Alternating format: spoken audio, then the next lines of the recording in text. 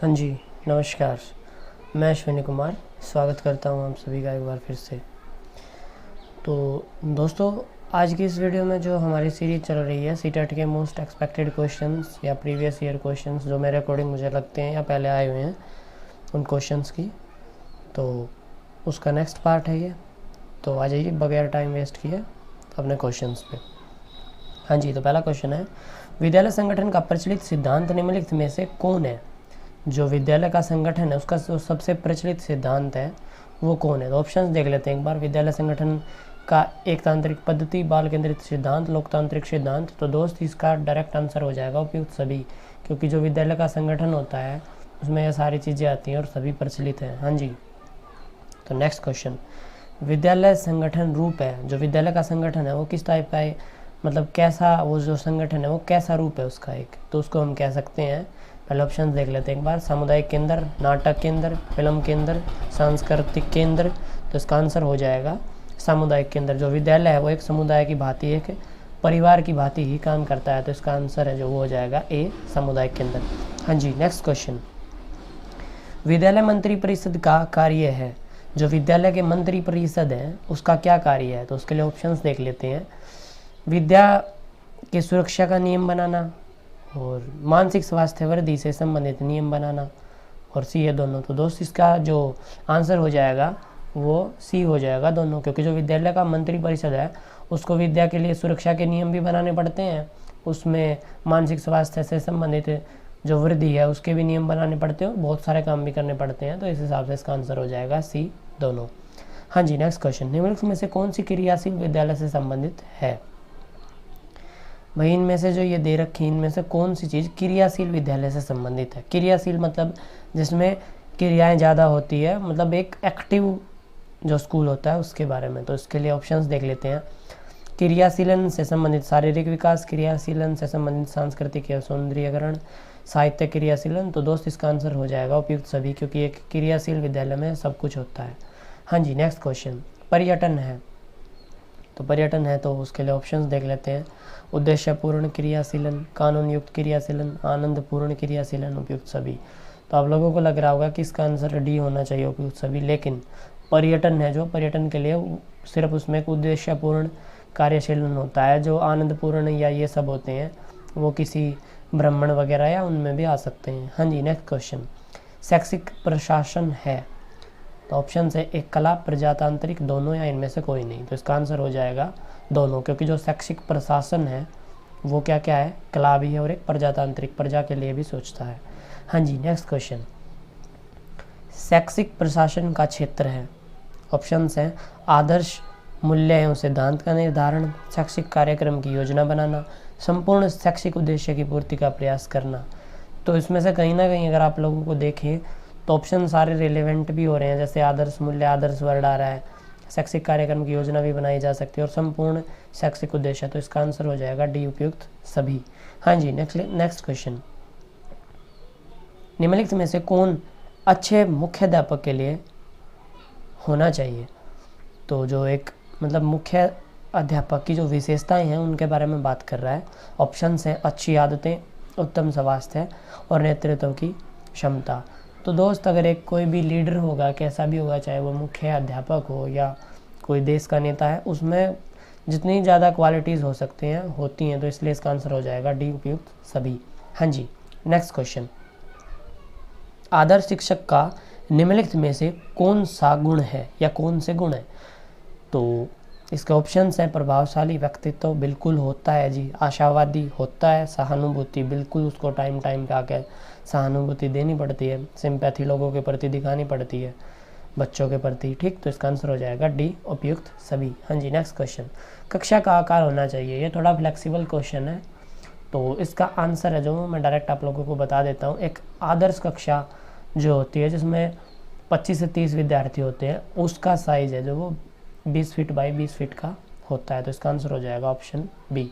हाँ जी, next question, माध्यमिक विद्यालय में पीरियड होना चाहिए। देखिए यहाँ पे माध्यमिक विद्यालय है उसकी बात की गई है, ठीक। तो उसका जो पीरियड होना चाहिए ऑप्शन है 40 मिनट का, 25 से 45 मिनट का, 30 मिनट का, 40 से 60 मिनट का।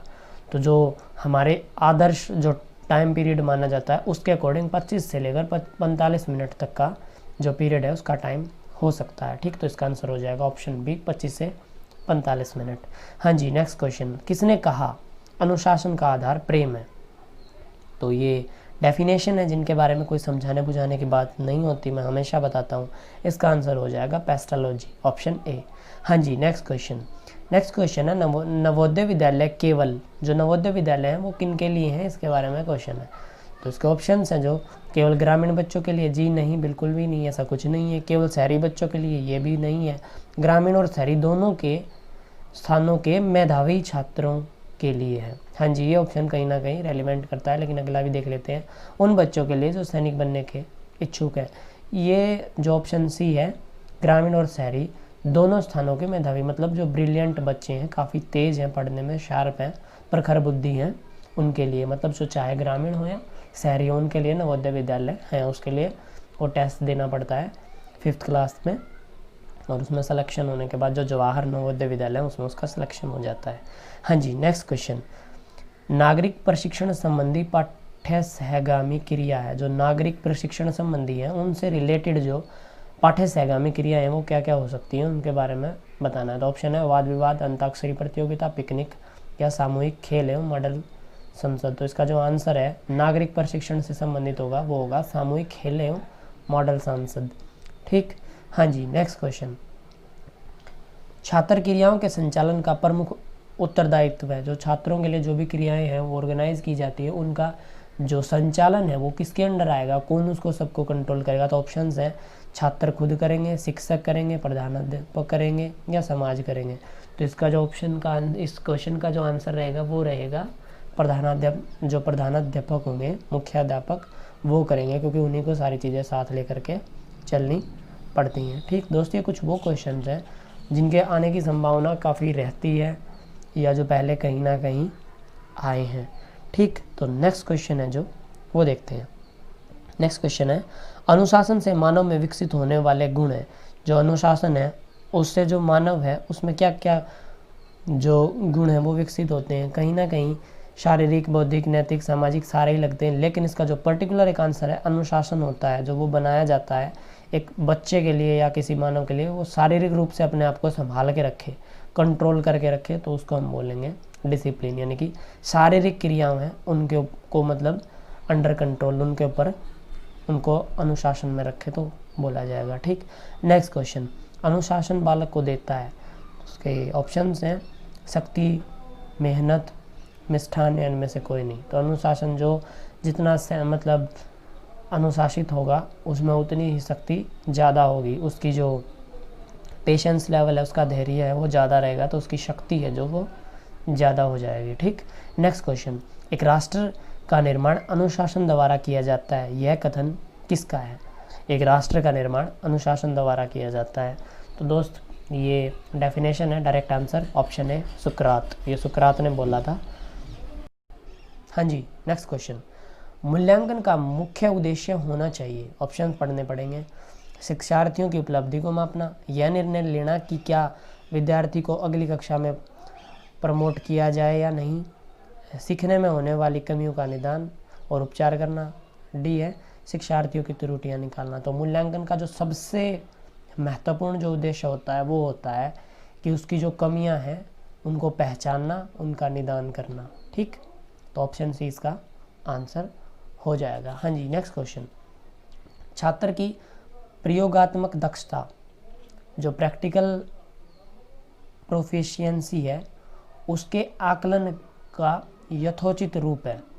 उसके आकलन को कैसे किया जा सकता है? तो उसके लिए क्या क्या किया जा सकता है? ऑप्शन है साक्षात्कार, अवलोकन, प्रश्नावली, लिखित परीक्षा। तो इसका आंसर हो जाएगा अवलोकन, ऑब्जर्वेशन। बच्चे को ऑब्जर्व किया जा सकता है और उससे ही हम पता लगा सकते हैं कि उसके जो प्रायोगिक दक्षता है वो कैसी है। हाँ जी, नेक्स्ट क्वेश्चन, शिक्षक का बर्ताव कैसा होना चाहिए?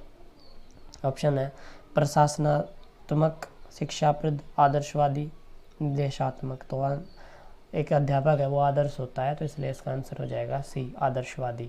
हाँ जी, नेक्स्ट क्वेश्चन, जब एक निरयोग्य बच्चा पहली बार विद्यालय में आता है तो शिक्षक को करना चाहिए। ऑप्शन पढ़ लेते हैं, ऐसे क्वेश्चन में हमें ऑप्शन देखने पड़ेंगे सारे। बच्चे की निर्योग्यता के अनुसार उसे विशेष विद्यालय में भेजने का प्रस्ताव देना चाहिए, उसे अन्य विद्यार्थियों से अलग रखना चाहिए। सरकारी योजना विकसित करने के लिए बच्चे के माता पिता से चर्चा करनी चाहिए, प्रवेश परीक्षा लेनी चाहिए। तो दोस्त, ऐसे क्वेश्चन में ये क्वेश्चन का जो स्पेशल क्वेश्चन है, इसमें हमें गलत ऑप्शंस पहले हटाने पड़ेंगे। प्रवेश परीक्षा जी नहीं, सरकारी योजना विकसित करने के लिए बच्चे के माता पिता से जी नहीं, अन्य विद्यार्थियों से अलग नहीं, ये भी आप सबको साथ लेके चलना होता है।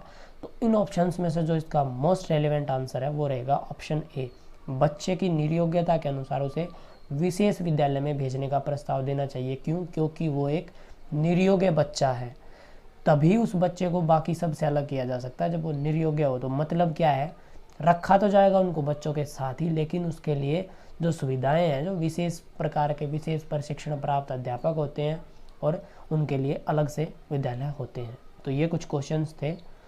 तो अगर आप लोगों को ये वीडियो ठीक ठाक लगी या पसंद आई तो गुरु दक्षिणा में लाइक मार दीजिएगा और चलते हैं। धन्यवाद।